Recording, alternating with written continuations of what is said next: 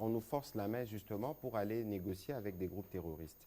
Ici, si vous avez suivi les communiqués, peut-être que les gens ne les savent pas, qu'il existe un centre conjoint des opérations entre la République démocratique du Congo, nos forces armées et la MONUSCO, qui opèrent avec des drones de surveillance, qui voient les mouvements qui s'opèrent au niveau de la frontière. La nuit, des colonnes, des militaires qui viennent, qui opèrent, parce que comment expliquez-vous que le secrétaire général des Nations Unies, lorsqu'il parle du M23, il reste diplomate pour ne pas citer les Rwandais.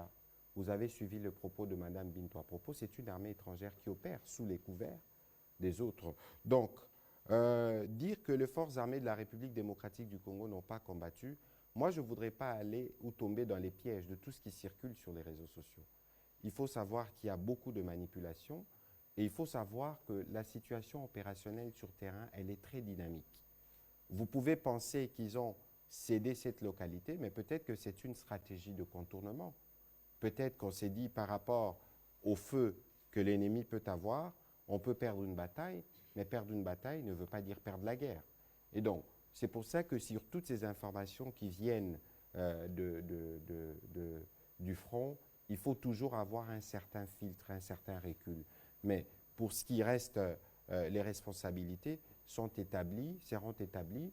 Nous faisons les suivis, en tout cas au niveau de l'armée, il y a un suivi qui est fait avec le nouveau commandement militaire pour s'assurer que nos militaires disposent de tout, parce que d'abord, ils sont mus par une raison qui est juste, la défense de notre territoire. Pour les restes, il y a évidemment des questions sur les terrains, des difficultés opérationnelles qui sont inhérentes dans toute guerre. Vous pensez regarder ce qui se passe en Russie, on pensait que l'Ukraine serait un boulevard, ce qui ne l'est pas. Et donc, il ne faudrait pas qu'on essaye de spéculer beaucoup sur des questions opérationnelles. Alors, Karega out, qu'est-ce qui change? Mais tout change. Parce que justement, il était des traits d'union qui symbolisaient l'existence des rapports entre les deux États. Le fait qu'il ne soit plus là donne un message qui est clair pour ce qui concerne la République démocratique du Congo. C'est une question qui fait l'unanimité. Et je dois vous rappeler qu'au regard de l'évolution de la situation sécuritaire aujourd'hui, ainsi que des rapports diplomatiques avec le Rwanda, vous constatez que la volonté du Rwanda, c'est de faire la guerre de manière permanente à la République démocratique du Congo. Et la guerre qui nous est faite aujourd'hui, ce n'est pas une guerre qui est faite au président Tshisekedi intuitu personné, c'est une guerre qui est faite à tous les Congolais. Parce que pendant 25 ans, les rapports existent, ils se sont construits sur le malheur du Congo. Des réseaux qu'on démantèle, des projets des raffineries. Encore aujourd'hui, la ministre de Mines me disait que le Rwanda avait adhéré au processus de Kimberley alors qu'il ne dispose pas des diamants dans son sous-sol. Donc, il y a un réseau de trafic qu'ils ont toujours voulu entretenir. C'est les réseaux qui leur permettent de survivre et de construire leur économie. Vous avez vu que le président de la République leur a fait une proposition à table de manière transparente. Venez, on va voir s'il y a des opportunités pour qu'on puisse y travailler. Clairement, ça ne les intéresse pas de faire les affaires de manière transparente parce qu'ils se sont construits justement dans les pillages des ressources tels que bien souvent documentés. Donc aujourd'hui, il est clair, le président de la République s'exprimera, il pourra de manière claire fixer le cap par rapport aux préoccupations qui sont les vôtres, mais il y a un point commun qui nous unit tous ici, c'est la patrie.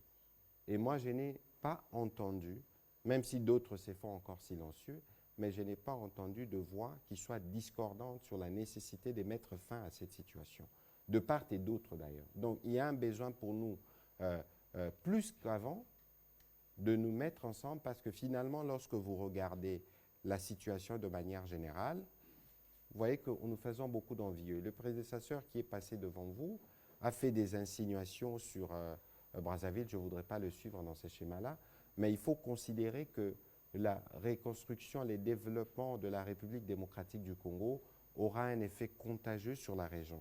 Je n'ai pas envie de nous rappeler les années 70, les années 80 et les rôles que la RDC jouait pour le monde à l'époque. Et donc, on peut comprendre que le calcul stratégique de certains, c'est de considérer que le Congo doit rester faible. Mais le Congo ne peut demeurer dans la faiblesse que si nous, les leaders congolais, nous continuons à être divisés, y compris sur ce qui nous est les plus précieux. Ce qui nous est le plus précieux aujourd'hui, c'est les Congos, pour lequel jeunes, femmes, journalistes, nous tous, nous devons être au front pour défendre notre patrie. C'est la seule que nous avons. Ce n'est pas parce qu'il ne faut pas laisser les gens penser qu'ils peuvent s'hasarder à prendre 1 cm² du territoire que, bon, voilà, les Congos est trop grand pour être gouverné par des Congolais. Ce n'est qu'en lançant un message, une réponse d'unité que nous pourrons démontrer à la face du monde que nous sommes nous-mêmes les mieux placés pour assurer notre défense. Il faut que cela soit bien clair, sinon cette situation ne perdurerait pas depuis autant d'années. Et je pense que cette fois-ci, ça doit être la dernière, parce qu'on ne va pas, pendant toute une génération, s'il faut prendre les départs du génocide en 1994, être dans une situation de détresse, compter des femmes violées, des enfants qui ne vont pas à l'école, des avenirs gâchés. Cette fois-ci, je pense que le moment est venu pour nous tous de nous lever et de mettre un terme définitivement à cette situation qui plombe finalement notre développement. Vous avez suivi ici avec le ministre des Finances qui vous a dit que les dépenses sécuritaires ont explosé 10 fois plus. 10 fois plus pour les secteurs de la sécurité parce que c'est une armée que nous devons reconstruire.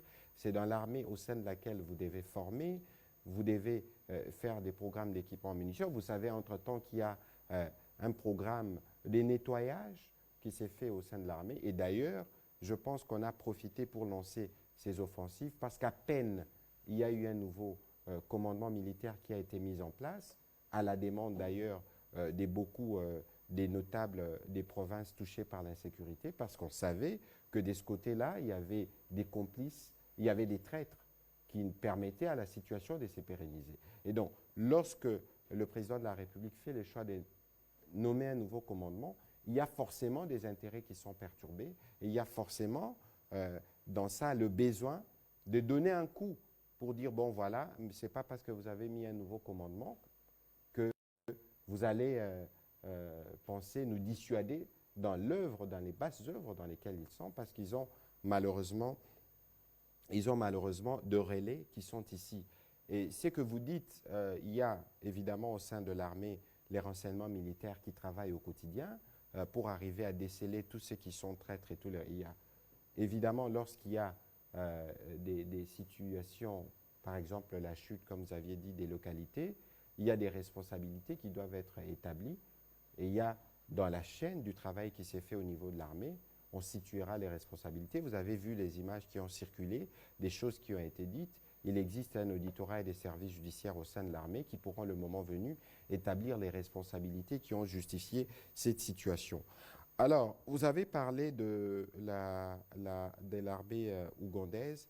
Ce qu'il faut savoir, d'abord, c'est que nous sommes en train d'opérer avec l'Ouganda de manière claire à Béni contre les terroristes des ADF. Nous avons évidemment entendu des informations dans ce sens, disant qu'il y a eu une implication, qu'il y aurait eu implication de l'armée ougandaise dans les événements qui se sont passés. C'est des faits qui sont en train d'être retracés. Et les moments venus, dès que les détails seront prêts, nous pourrons vous donner la position du gouvernement quant à ça. Voilà.